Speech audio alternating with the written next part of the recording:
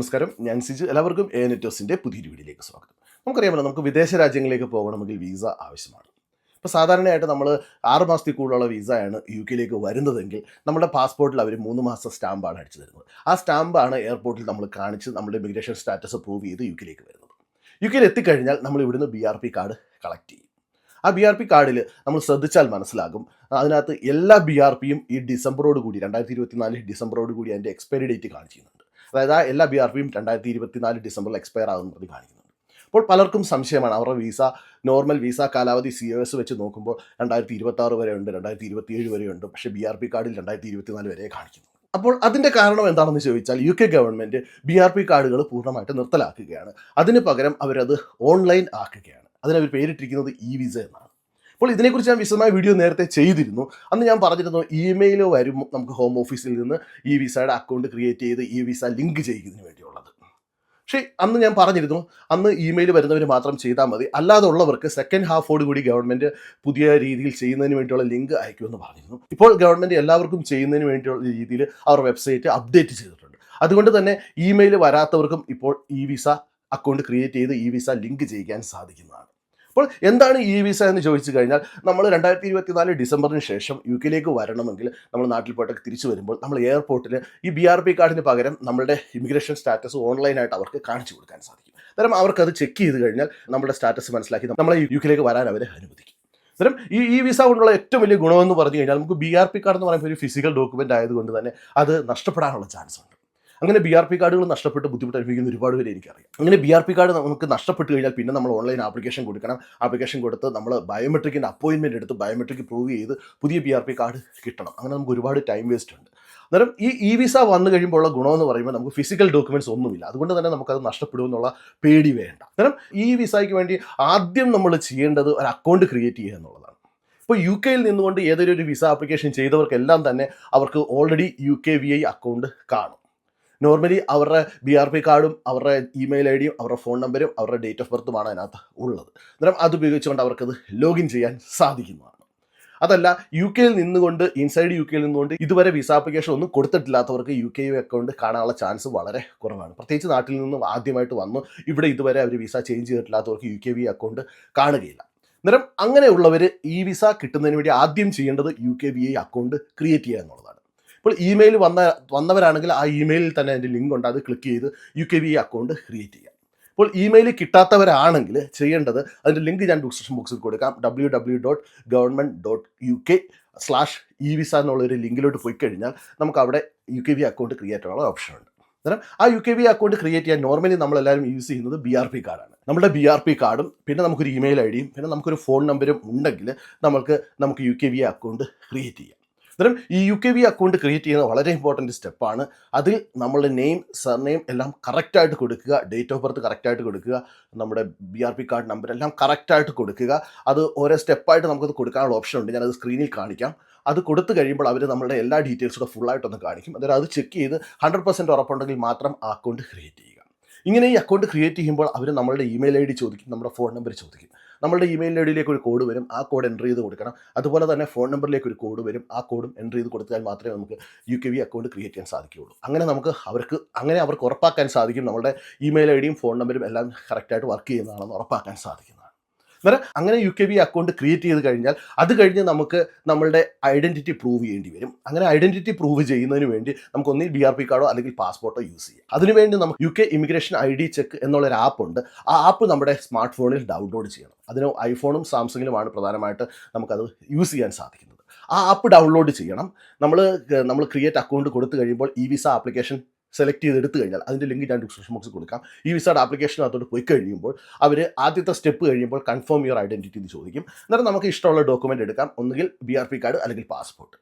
അത് കഴിഞ്ഞ് ചെയ്യേണ്ടത്, നമ്മൾ കമ്പ്യൂട്ടറിലാണ് നമ്മൾ ഈ സ്റ്റെപ്പ് എല്ലാം ചെയ്യുന്നതെങ്കിൽ അവിടെ നമുക്ക് അവരൊരു QR കോഡെന്നും അല്ലെങ്കിൽ ഒരു കണക്ഷൻ കോഡെന്നും പറഞ്ഞ് കാണിക്കും. നമ്മുടെ മൊബൈലിൽ നമ്മൾ ഈ ആപ്പ് ഡൗൺലോഡ് ചെയ്യുക. ഈ ആപ്പ് ഡൗൺലോഡ് ചെയ്ത് കഴിയുമ്പോൾ അതിനകത്ത് കണക്ഷൻ കോഡ് ഓർ QR കോഡെന്ന് പറഞ്ഞ് ചോദിക്കും. എന്നിട്ട് നമ്മൾ QR കോഡ് സെലക്ട് ചെയ്ത് നമ്മുടെ കമ്പ്യൂട്ടറിലുള്ള QR കോഡ് സ്കാൻ ചെയ്ത് കഴിയുമ്പോൾ നമ്മുടെ മൊബൈൽ ഫോണിൽ, അതായത് സ്മാർട്ട് ഫോണിൽ നമ്മുടെ ആപ്ലിക്കേഷൻ ഓപ്പൺ ആയിട്ട് വരും. അന്നേരം അവിടെ അവർ ചോദിക്കും നിങ്ങൾ BRP കാർഡാണോ പാസ്പോർട്ടാണോ യൂസ് ചെയ്യുന്നത്. അതായത് നമ്മൾ അക്കൗണ്ട് ക്രിയേറ്റ് ചെയ്തപ്പോൾ നമ്മൾ ഏത് യൂസ് ചെയ്താണ് നമ്മുടെ UKV അക്കൗണ്ട് ക്രിയേറ്റ് ചെയ്ത് അത് സെലക്ട് ചെയ്യുക, BRP സെലക്ട് ചെയ്യുക, BRPയുടെ നമ്പർ എൻ്റർ ചെയ്ത് കൊടുക്കുക, ഡേറ്റ് ഓഫ് ബർത്ത് എൻ്റർ ചെയ്ത് കൊടുക്കുക. അന്നേരം അവർ ചോദിക്കും എങ്ങോട്ടാണ് കോഡ് അയക്കേണ്ടത്. അന്നേരം അതിനകത്ത് 2 ഓപ്ഷൻ കാണും. നമ്മൾ കൊടുത്ത ഫോൺ നമ്പറും കാണും, നമ്മൾ കൊടുത്ത ഇമെയിൽ ഐഡിയും കാണും. അന്നേരം നമുക്ക് ഇഷ്ടമുള്ളത് സെലക്ട് ചെയ്യുക. അന്നേരം ആ ഫോൺ നമ്പർ സെലക്ട് ചെയ്യുകയാണെങ്കിൽ നമ്മുടെ ഫോൺ നമ്പറിലേക്ക് 6 ഡിജിറ്റ് കോഡ് വരും. ആ കോഡ് നമ്മുടെ മൊബൈൽ ഫോണിൽ എൻ്റർ ചെയ്ത് കൊടുക്കുക. ഇത് എൻ്റർ ചെയ്ത് കൊടുത്ത് കഴിയുമ്പോൾ അവർ നമ്മളുടെ അടുത്ത് പറയും നമ്മൾ യൂസ് ചെയ്ത ID ഫോട്ടോ എടുക്കാൻ പറയും, ഫ്രണ്ടും ബാക്കും. നോർമലി നമ്മളെല്ലാവരും യൂസ് ചെയ്യുന്നത് BRP കാർഡ് തന്നെയാണ്. അന്നേരം BRP കാർഡിൻ്റെ ഫ്രണ്ടും ബാക്കും ഫോട്ടോ എടുക്കുക. അത് കഴിയുമ്പോൾ അവർ BRP കാർഡ് സ്കാൻ ചെയ്യാൻ പറയും. എന്നിട്ട് നമ്മൾ നമ്മുടെ BRP കാർഡ് സ്കാൻ ചെയ്യുക. BRP കാർഡ് സ്കാൻ ചെയ്യുമ്പോൾ ഉറപ്പാക്കുക നമ്മുടെ മൊബൈലിൻ്റെ കവറൊക്കെ ഉണ്ടെങ്കിൽ അതൊക്കെ മാറ്റിയിട്ട് വേണം നമ്മൾ BRP കാർഡ് സ്കാൻ ചെയ്യണം. അന്നേരം BRP കാർഡ് സ്കാൻ ചെയ്ത് കഴിയുമ്പം നമ്മുടെ ഡീറ്റെയിൽസ് എല്ലാം കറക്റ്റ് ആണോ എന്ന് നോക്കും. അന്നേരം അത് ഓക്കെ കൊടുക്കുക. അത് കഴിയുമ്പോൾ നമ്മളുടെ ഒരു സെൽഫി എടുക്കാൻ പറയും. ഈ സെൽഫി കൂടെ എടുത്തു കഴിഞ്ഞാൽ നമ്മുടെ വെരിഫിക്കേഷൻ കഴിഞ്ഞു. അതായത് നമ്മുടെ ഐഡൻറ്റിറ്റി വെരിഫിക്കേഷൻ കഴിഞ്ഞു. അത് കഴിയുമ്പോൾ ഒരു 3-4 സ്റ്റെപ്പ് ഉണ്ട്. ചെറിയ ചെറിയ ക്വസ്റ്റ്യൻസ്, ഈസി ആയിട്ട് ആൻസർ ചെയ്യാവുന്ന ചെറിയ ചെറിയ ക്വസ്റ്റ്യൻസ് ഉണ്ട്. അത് കൊടുക്കുക, സബ്മിറ്റ് ചെയ്യുക. സബ്മിറ്റ് ചെയ്യുന്നതിന് മുമ്പ് എല്ലാ ഡീറ്റെയിൽസും കറക്റ്റ് ആണെന്ന് ഉറപ്പ് വരുത്തി സബ്മിറ്റ് ചെയ്യുക. ഇത് സബ്മിറ്റ് ചെയ്ത് കഴിഞ്ഞാൽ നമുക്ക് ഹോം ഓഫീസിൽ നിന്ന് ഒരു ഇമെയിൽ വരും. ഈ വിസ ഓൾറെഡി റെഡി ആയിട്ടുള്ളവരുടേതാണെങ്കിൽ അവർക്ക് അന്നേരം തന്നെ അത് കാണാൻ സാധിക്കും. ഈ വിസ ഇതുവരെ റെഡി ആയിട്ടില്ലാത്തവർക്കാണെങ്കിൽ കുറച്ച് ദിവസം ടൈം എടുക്കും. പ്രത്യേകം ശ്രദ്ധിക്കുക, നമുക്ക് ഇമെയിൽ കിട്ടിയിട്ടുള്ളവരാണ്, ആ ഇമെയിൽ വെച്ചാണ് ചെയ്തിട്ടും നമ്മളുടെ ഇമിഗ്രേഷൻ സ്റ്റാറ്റസ് നമുക്ക് കാണിക്കാൻ സാധിക്കുന്നില്ലെങ്കിൽ നമ്മൾ UKVA കോൺടാക്ട് ചെയ്യേണ്ടതാണ്. നമുക്ക് ഇതുവരെ ഇമെയിൽ വന്നില്ലെങ്കിൽ കോൺടാക്ട് ചെയ്യേണ്ട കാര്യമില്ല. കാരണം നമുക്ക് അത് ഈ വിസ ഇതുമായിട്ടൊന്ന് ലിങ്ക് ചെയ്യാൻ കുറച്ച് സമയം എടുക്കും. അത് കഴിയുമ്പോൾ നമുക്ക് അപ്ഡേറ്റ് കാണാൻ സാധിക്കുന്നതാണ്. അന്നേരം ഉറപ്പ് വരുത്തുക നിങ്ങൾ ഡിസംബറിന് മുമ്പ് ഇത് ചെയ്തിരിക്കണം. കുഞ്ഞുങ്ങൾക്കും ചെയ്യുന്നതിനും ഇതേ പ്രൊസീജിയർ തന്നെയാണ്. ഇതേ പ്രൊസീജിയർ യൂസ് ചെയ്ത് തന്നെ കുഞ്ഞുങ്ങൾക്കും ചെയ്യാവുന്നതാണ്. കുഞ്ഞുങ്ങൾക്ക് വേണ്ടി നിങ്ങൾക്ക് തന്നെ അക്കൗണ്ട് ക്രിയേറ്റ് ചെയ്യാവുന്നതാണ്. നിങ്ങൾക്ക് തന്നെ അക്കൗണ്ട് ക്രിയേറ്റ് ചെയ്തൊരു ഇമെയിൽ ഐഡിയും ഫോൺ നമ്പറും വെച്ച് കുഞ്ഞുങ്ങളുടെ കാര്യങ്ങളും ഇതുപോലെ തന്നെ ചെയ്യാൻ സാധിക്കുന്നതാണ്. അന്നേരം കുഞ്ഞുങ്ങൾക്കും ഇതുപോലെ തന്നെ ചെയ്യുക. ഇത് ചെയ്ത് കഴിയുമ്പോൾ നമ്മുടെ ഈ വിസ ആക്റ്റീവ് ആയിട്ടുണ്ടെങ്കിൽ നമുക്ക് മറ്റേ ഇമെയിൽ വരും, നിങ്ങളുടെ ഈ വിസ ക്രിയേറ്റ് ആയിട്ടുണ്ടെന്ന് പറഞ്ഞ്. അതിനകത്ത് വീണ്ടും നമ്മൾ ലോഗിൻ ചെയ്യാൻ നേരം നമ്മുടെ അടുത്ത് നമ്മൾ ഏത് ഐഡൻറ്റിറ്റി പ്രൂഫാണ് യൂസ് ചെയ്യുന്നത് ചോദിക്കും. അത് നമ്മൾ BRP കാർഡും ഡേറ്റ് ഓഫ് ബർത്തും നമ്മുടെ ഇമെയിൽ ഐഡിയും സെലക്ട് ചെയ്ത് കഴിയുമ്പോൾ നമുക്ക് ആ കോഡ് വരും. ആ കോഡ് എൻ്റർ ചെയ്ത് കഴിയുമ്പോൾ നമുക്ക് നമ്മളുടെ ഈ വിസ സ്റ്റാറ്റസ് കാണാൻ സാധിക്കുന്നതാണ്. അന്നേരം അതിനകത്ത് കറക്റ്റായിട്ടാണ് നമ്മളുടെ ഡീറ്റെയിൽസ് വരുന്നതെങ്കിൽ നമ്മളൊന്നും ചെയ്യേണ്ട കാര്യമില്ല. അതിനകത്ത് നമ്മളുടെ ഡീറ്റെയിൽസ് റോങ് ആണെങ്കിൽ നമ്മൾ UKVA കോൺടാക്റ്റ് ചെയ്യണം. UKVA കോൺടാക്റ്റ് ചെയ്ത് കഴിഞ്ഞാൽ അതിനുവേണ്ട മാറ്റങ്ങളൊക്കെ ചെയ്തു തരുന്നതായിരിക്കും. കാരണം നമുക്കറിയാമല്ലോ ഇതൊരു പുതിയതായിട്ടുള്ളൊരു കാര്യമായതുകൊണ്ട് തന്നെ ഒരുപാട് എററുകൾ പലർക്കും വരുന്നുണ്ട്. സ്കിൽഡ് വർക്കർ വിസ ചെയ്യുന്നവർക്ക് ഡിപ്പെൻഡൻ്റ് വരുന്നുണ്ട്, ഡിപ്പെൻഡ് ചെയ്തവർക്ക് സ്കിൽഡ് വർക്കർ എന്നൊക്കെ പറഞ്ഞ് വരുന്നുണ്ട്. അത്തരം അത് നമ്മൾ ഹോം ഓഫീസിനെ കോൺടാക്ട് ചെയ്ത് കഴിഞ്ഞാൽ, UKVA കോൺടാക്ട് ചെയ്ത് കഴിഞ്ഞാൽ അവരതിന് വേണ്ട നടപടികളെടുത്ത് നമുക്കത് വേണ്ട കാര്യങ്ങൾ ചെയ്തു തരുന്നതായിരിക്കും. അന്നേരം ഉറപ്പാക്കുക നമ്മൾ ഡിസംബറിന് മുമ്പ് ചെയ്യാനുള്ള ശ്രമം നടത്തുക. ഞാൻ ഇന്നലെയാണ് അത് ചെയ്തത്. എനിക്കിവിടെ ബ്രിട്ടീഷ് പാസ്പോർട്ട് ഞാൻ ഇതുവരെ എടുത്തിട്ടില്ല. അതുകൊണ്ട് തന്നെ പെർമനൻറ്റ് റെസിഡൻസിലാണ് ഇപ്പോഴും നിൽക്കുന്നത്. അതുകൊണ്ട് തന്നെ എനിക്ക് BRP കാർഡുണ്ട്. 2015 കിട്ടിയപ്പോൾ തന്നെ അതിൻ്റെ കാലാവധി 2024 ഡിസംബർ വരെ എന്നാണ് കാണിച്ചിരുന്നത്. അന്നേരം ഞാൻ ഇന്നലെ വെറുതെ ക്രിയേറ്റ് അക്കൗണ്ട് കൊടുത്ത് കയറി ചെയ്തപ്പോഴത്തേക്ക് പെട്ടെന്ന് തന്നെ എനിക്കത് ചെയ്യാൻ സാധിച്ചു. അക്കൗണ്ട് ക്രിയേറ്റ് ചെയ്തു. ഉടനെ തന്നെ എൻ്റെ ഈ വിസ, എനിക്ക് ഇമെയിലൊന്നും വന്നില്ലായിരുന്നു, പക്ഷേ പെട്ടെന്ന് തന്നെ എനിക്ക് എൻ്റെ ഈ വിസ ആക്റ്റീവായിട്ട് വന്നു. ഈ വിസയിൽ എൻ്റെ സ്റ്റാറ്റസ് കാണാൻ സാധിച്ചു. അന്നേരം അതിനകത്ത് തന്നെ മറ്റൊരു ഓപ്ഷനുണ്ട്, നമുക്ക് നമ്മുടെ പുതിയ ഡോക്യുമെൻറ്റ്സ് അപ്ഡേറ്റ് ചെയ്യാനുള്ളൊരു ഓപ്ഷനുണ്ട്. അന്നേരം നമ്മൾ ഉറപ്പ് വരുത്തുക, ഇപ്പോൾ നിങ്ങളുടെ പഴയ BRP കാർഡ് വെച്ചാണ് നിങ്ങൾ വിസ ആപ്ലിക്കേഷന് വേണ്ടി അക്കൗണ്ട് ക്രിയേറ്റ് ചെയ്തിട്ടുണ്ടെങ്കിൽ നിങ്ങളുടെ പുതിയ BRP കാർഡിൻ്റെ നമ്പർ അതിനകത്ത് ആഡ് ചെയ്യാനുള്ള ഓപ്ഷനുണ്ട്. ആഡ് ഡോക്യുമെൻ്റ് എന്നും പറഞ്ഞൊരു ഓപ്ഷനുണ്ട്.